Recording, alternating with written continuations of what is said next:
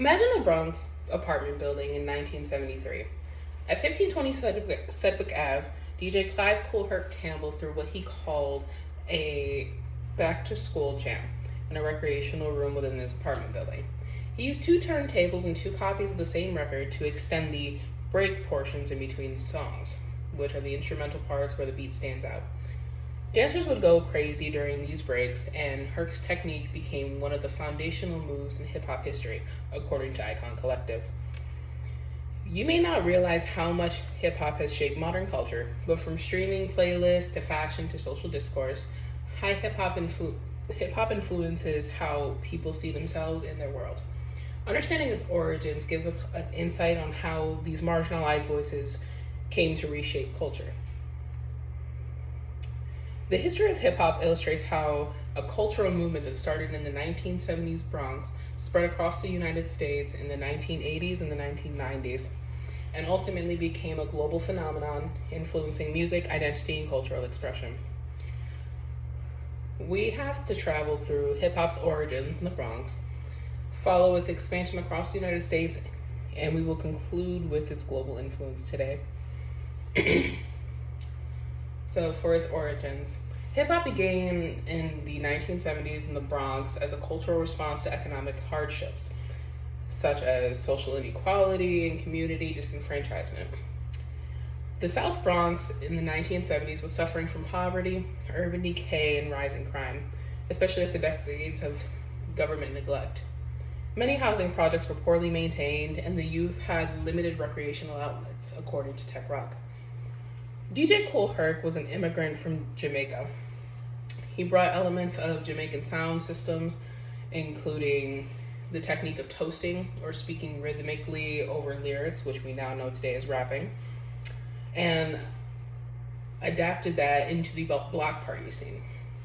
At the Sedgwick party, he isolated the drum beats and funk and soul records and looped them using two turntables, according to Icon Collective.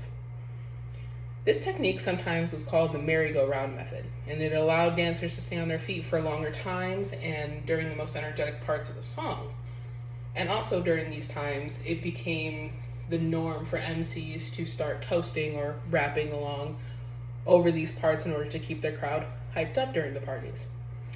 Other elements began emerging from this, including breakdancing, graffiti, and a sense of identity and community and style that was tied to these local neighborhoods. These components collectively form what we now call the 4, and some people call it 5, components of hip hop, which are DJing, MCing/rapping, breakdancing, graffiti, and a newfound knowledge or consciousness, according to Britannica. From its roots in the Bronx, hip hop's energy soon spilled into other boroughs and cities. So today we're going to look at how it expanded nationally across the 1980s and 1990s. By the 1980s and 1990s, hip-hop moved from local parties to the broader United States stage. It began diversifying regionally and gaining mainstream attention.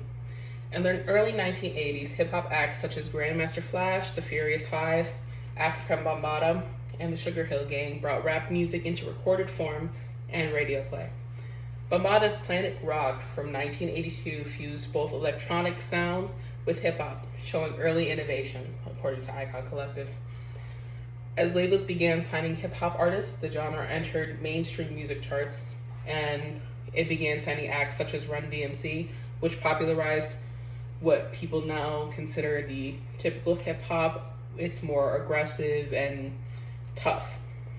It popularized a sound like that.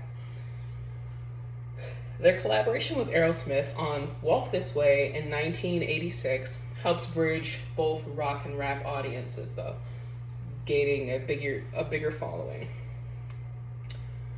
Regional scenes began emerging as well. The West Coast developed what they called gangsta rap with notorious groups such as NWA and individual artists such as Tupac. They began addressing serious topics such as police brutality, inner city life, and the differences in styles and beats and lyrical content started creating a diverse national landscape within the United States. Lyrical content began engaging in serious issues around this time as well. Systemic racism, urban poverty, police misconduct, inequality in education, and at the time, the crack epidemic. Hip hop evolved into a voice for communities that struggled with social injustice, according to Carnegie Hall Timeline. The commercialization of hip hop, though, also generated many debates on whether the popularization of it was selling out. And a main focus of that was about who gets to control the narrative of the Black cultural experience. Having established a strong United States foundation, hip hop then transcended borders. So we're going to see how it became global and its impact. Hip hop today is a global cultural phenomenon that is localized in different places, but it resonates the same themes of identity and expression and resistance to opposing forces. People tend to refer to global hip hop as global, a combination of global and local communities, a combination of global and local processes. As hip hop spread, local communities adapted it to its language. For example, in Korea, there's K-pop, where it's a blend of the Korean language and hip hop that's come from the United States. In Paris, there's a youth group who uses rap to express feelings of social injustice, racism, and alienation. In the Global Hip Hop Diaspora by Osumar, they argue that hip hop has become a diasporic culture form spanning ethnic, linguistic, and geographical boundaries. They note that hip hop cultures in different countries reflect connective marginalities, and that means that that's a place where all marginalized voices can be represented, and they can come and they can feel safe and comforted, and they can be understood. Beyond music, hip hop influences fashion, from streetwear to sneaker culture, and then dance, vernacular, which is where we tend to hear people say, slang and TikTok language or Gen Z language. A lot of it comes from our rap culture. It often interacts with activism as well, with artists using rap to critique inequality and corruption and identity politics. Now that you've heard the journey from the Bronx Block Party to a global movement, let's recap. Hip-hop's origins in the Bronx in the 1970s provided a new cultural framework for marginalized youth. Though, through the 1980s and the 1990s, hip-hop expanded to a national prominence. It began being diversified from region to region with different beats, different sounds, different ways of expressing. And it began to engage in more social issues. Today, hip-hop is known as a global adaptive cultural form. It influences music, identity, expression, and social commentary worldwide.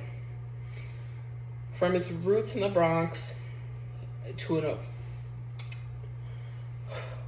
From its roots and birth in the Bronx apartment party to a global cultural force, hip-hop's history shows how local creativity and expression can scale across borders and transform culture. So the next time you listen to a rap track, or wear streetwear, or see a dance move in a video, remember that each beat, lyric, and style carries the legacy of that party in that Bronx apartment in 1973, and the voices of countless communities that have helped shape and reshape hip-hop into something that continues to speak.